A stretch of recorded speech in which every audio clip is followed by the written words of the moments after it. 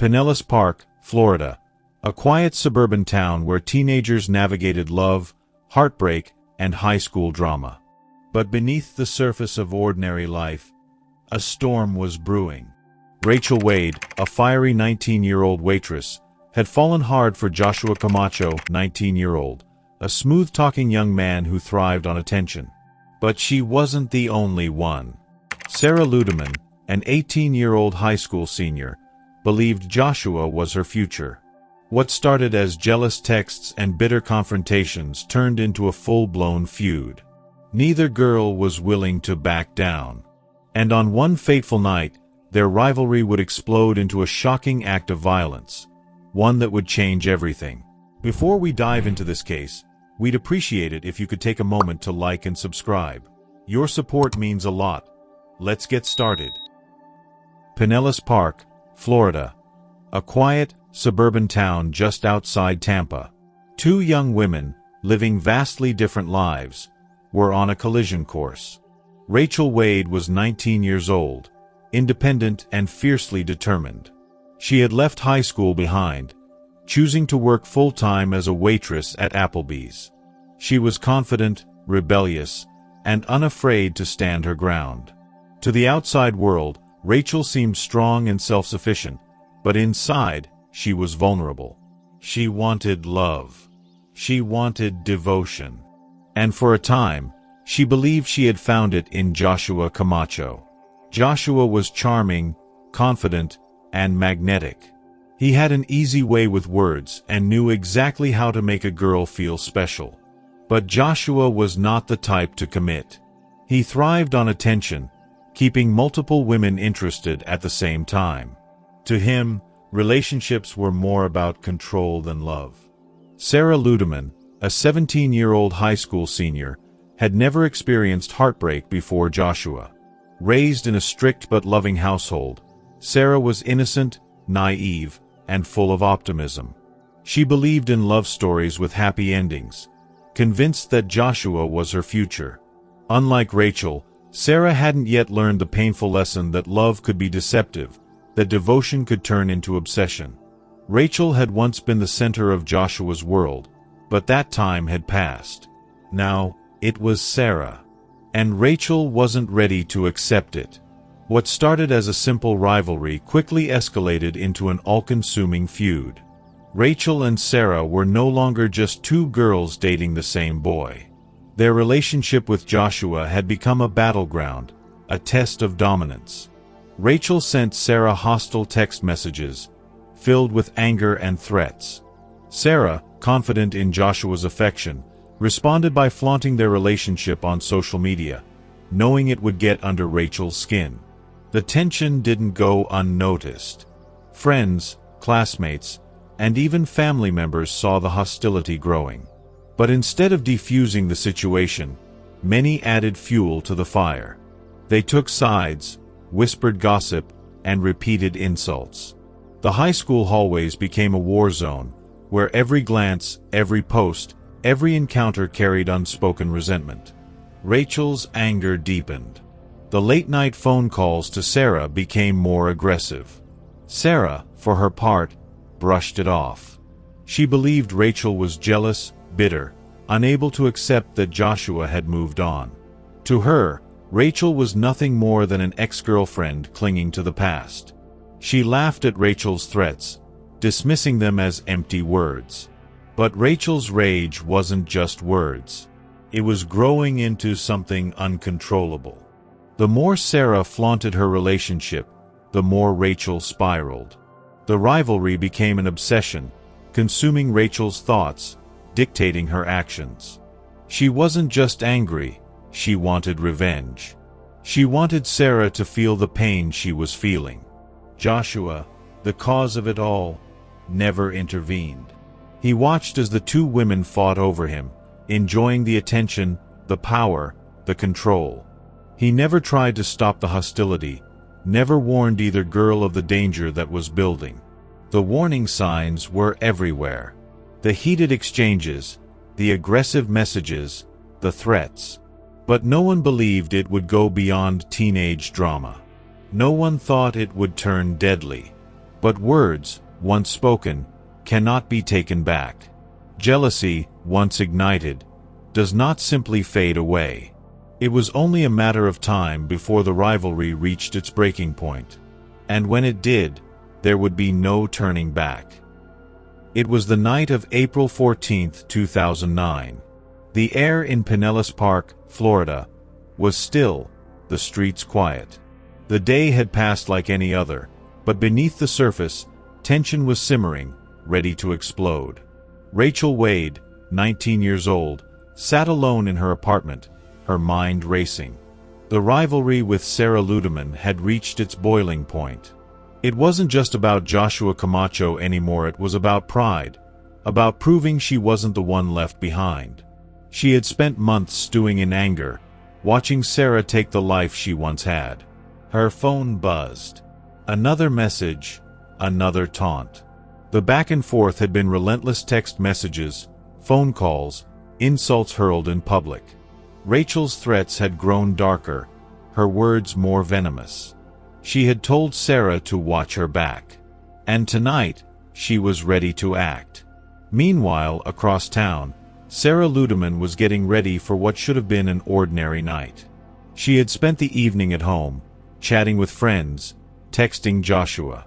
To her, Rachel was nothing more than an annoyance, someone obsessed with a boy who had moved on. She didn't see the danger. She didn't believe Rachel was capable of anything beyond words. But Rachel had already made up her mind. At some point that night, Rachel armed herself with a knife. It was small, but sharp, something that could easily be hidden in her purse, something that could end a fight quickly. She wasn't going to let Sarah win. As the minutes ticked by, the confrontation became inevitable. Sarah had been out with friends, and when she learned Rachel was looking for her, she made a choice: she wasn't going to back down. She wasn't going to be intimidated. She got into her car and drove to Joshua's house, where she knew Rachel would be. The street was dimly lit as Sarah pulled up in her minivan. Her heart pounded, but she wasn't scared. She was angry, ready to end this feud once and for all. But she didn't know that Rachel was waiting, knife in hand, her emotions boiling over. Witnesses later described what happened next as a blurry, sudden explosion of rage, a fight that escalated in mere seconds. Sarah stepped out of her car, her voice raised, her body tense. Rachel, standing on the sidewalk, didn't hesitate.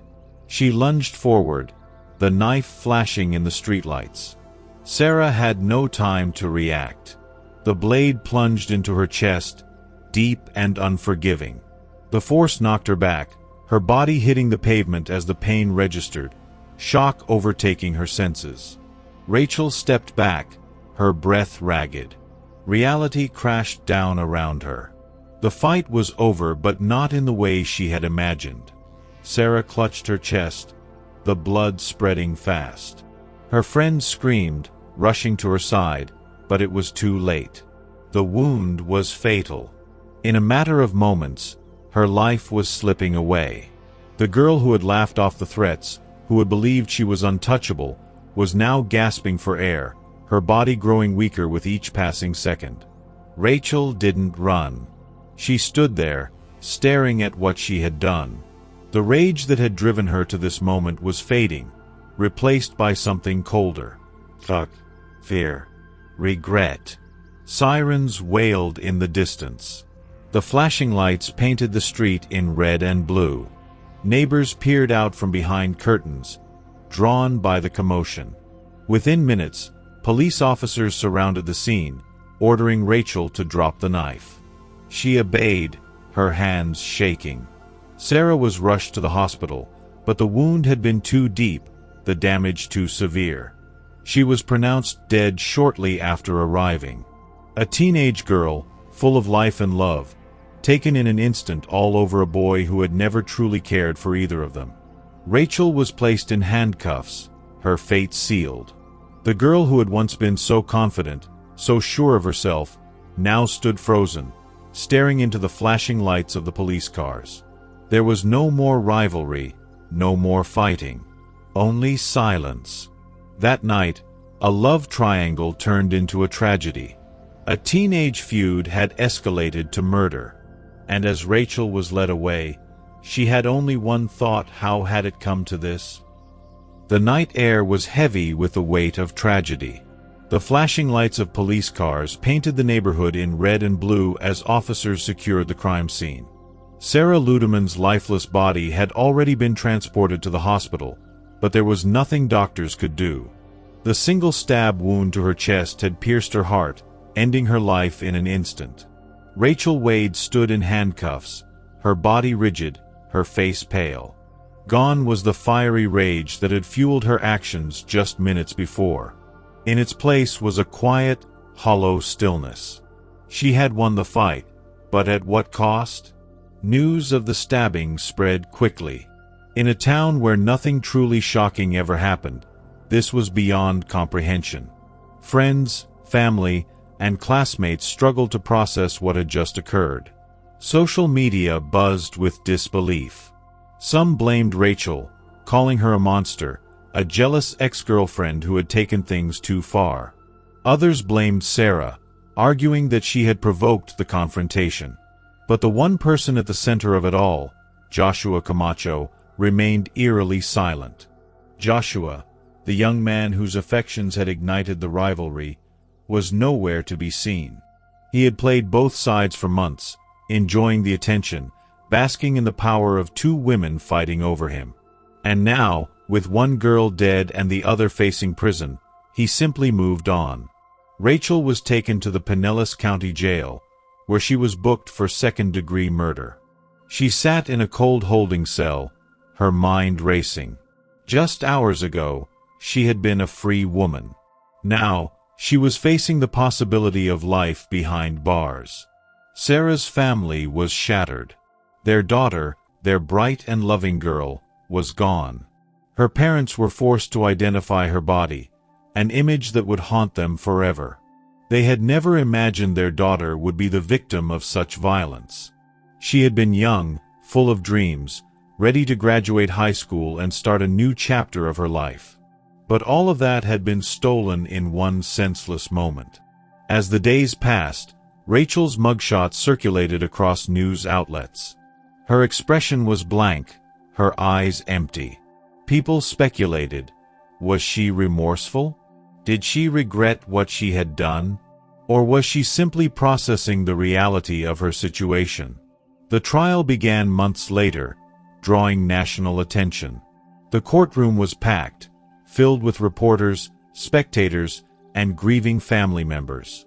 Prosecutors painted Rachel as a jealous, violent young woman who had been consumed by hatred. They played voicemail recordings in which Rachel had threatened Sarah. They showed text messages, highlighting Rachel's obsession with Sarah and her unwillingness to let go of Joshua. They argued that Rachel had gone to that fight prepared. She had brought a knife, she had made threats, and she had carried out her promise. The defense, however, argued that Rachel had acted in self-defense. They claimed Sarah had been the aggressor, that Rachel had only been trying to protect herself in the heat of the moment. They described Rachel as an emotional young woman caught in a toxic situation, someone who had simply lost control. But the evidence was undeniable. The voicemail threats, the knife, the witnesses who had seen Rachel lunge at Sarah. There was no question, this had been murder. Sarah's family sat in the courtroom every day, their pain etched onto their faces. Her mother wept quietly as prosecutors detailed Sarah's final moments, as they played the 911 call, as they described how she had died in the hospital, unable to be saved. Rachel sat motionless, her hands folded in her lap, listening to the testimony. She didn't cry. She didn't speak. But inside, she knew, there was no escape from what she had done. After weeks of testimony, the jury deliberated. The courtroom was silent as they returned with the verdict, guilty of second-degree murder. Rachel showed little emotion as the words rang through the courtroom. She had known this moment was coming. She had made her choices, and now she had to face the consequences.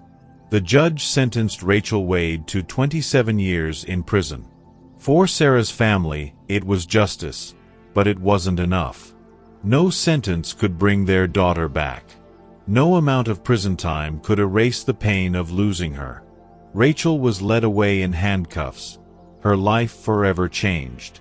The confident, rebellious teenager who had once believed she could control her destiny now had no future to claim. She would spend nearly 3 decades behind bars, left to reflect on the night that had destroyed everything. Outside the courthouse, the world moved on. The rivalry that had once consumed 2 young women was now over. But the scars remained. 2 families were left shattered. One young woman was dead, and another was locked away, left to wonder how one moment of anger had cost her everything. The tragic story of Rachel Wade and Sarah Ludemann is a stark reminder of the destructive power of jealousy and unchecked emotions. What started as a teenage love rivalry turned into a fatal confrontation, leaving one young woman dead and another in prison for decades. At the center of it all was Joshua Camacho, a young man who played both sides, fueling the tension but facing no consequences. Rachel allowed her anger and resentment to consume her, ignoring warnings and opportunities to walk away. Her jealousy escalated into threats, and finally, into deadly violence. In just seconds, she ended Sarah's life and threw away her own future. Sarah, on the other hand, never truly believed the conflict would turn fatal. She dismissed the threats as meaningless words, until it was too late. This case highlights the dangers of emotional obsession, impulsive actions, and toxic relationships. If either girl had chosen to move on, to let go, this tragedy could have been avoided. But instead, their rivalry ended in irreversible loss. One life was stolen, and another was wasted, all over a fleeting teenage romance that was never worth it in the first place. What are your thoughts on this chilling case? Share your opinion in the comments below, and let's discuss the impact of emotional abuse and violence.